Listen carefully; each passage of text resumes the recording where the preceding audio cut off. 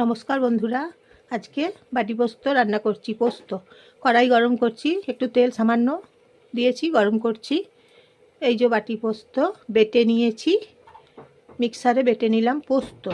পোস্তগুলো বেটে নিয়েছি, প্রথমে শুকনো করে বেটে নিলাম। দুটো কাঁচা লঙ্কা বেটে নিয়েছি এবং পোস্তগুলো বেটে নিলাম।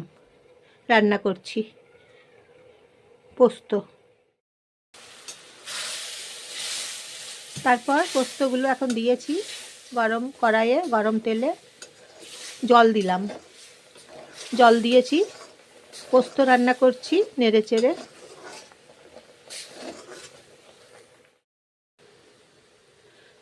নুন দিচ্ছি, জল দিলাম।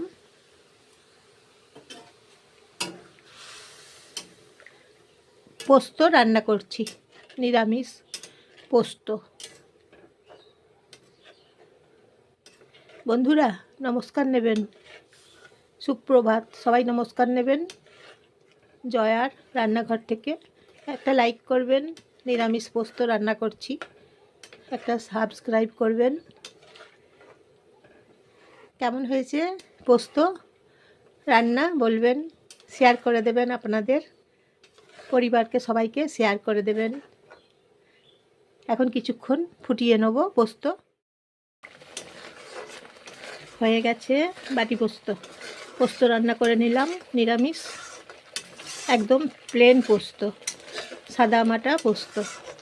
কম সময়ে রান্না করে নিলাম